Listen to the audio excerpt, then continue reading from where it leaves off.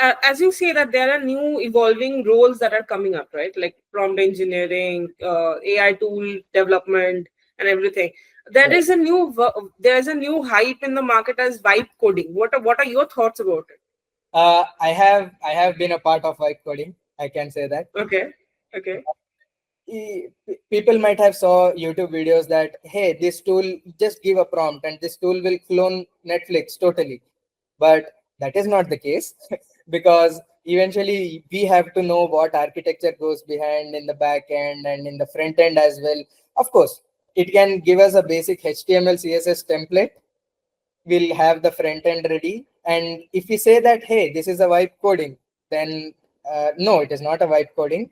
But vibe coding is nothing but AI helping us. We not writing so much of code.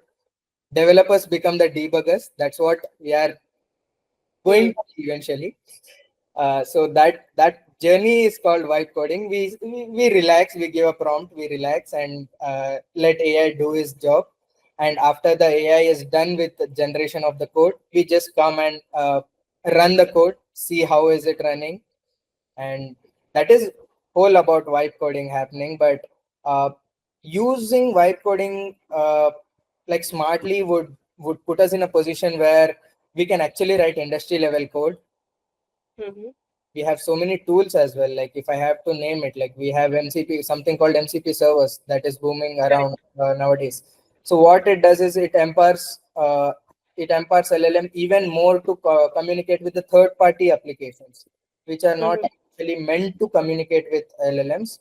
These MCP servers leverage the communication gap, and we can eventually talk to the third party applications and get the data and even eventually write data back to those third party tools. So knowing these all things would make us a good vibe coder. Hmm. So, so that is my take on vibe coding. It's vibe it while your LLM is generating code, but eventually get back to software engineering and mindset of debugging to get code right and make it work. Correct. So this is a perspective from a software engineer, right, about the vibe coding. But do you think that uh, apart from a developer in a project, there are a lot of other roles, right? Functional roles. So do you think vibe code might help these functional people? Yeah, totally. It is. I feel vibe coding is more meant to those people. Like if we take example of people who are in executive positions or in leadership positions, what they have in mind is requirement and output. But Correct. eventually, they have to convey it to the team that, hey, we have to do this. And someone being in that executive position, if he or she knows this vibe coding and maybe get hands dirty on eventually implementing it first rather than conveying it straight away to the team. If he or she tries to implement it through vibe coding, some or the other extra insight they are getting, they can convey Mm-hmm. it better. So that is one part. And people, for example, people who are in sales or people who are in marketing, and there's something new term going around called GTM engineers. Mm-hmm. For them, how this vibe coding helps is they can create workflows, micro workflows. They can Correct. maybe code basic HTML marketing template. Mm-hmm.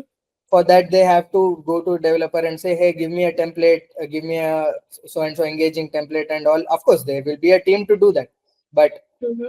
sales executive himself doing it will give him an edge and a customization opportunity, and relatively works get more faster and efficient.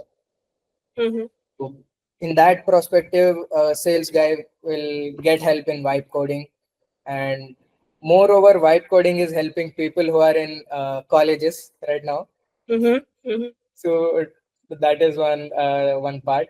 And yeah, it can be implemented in various ways and goes how people are eager to use these coding tools.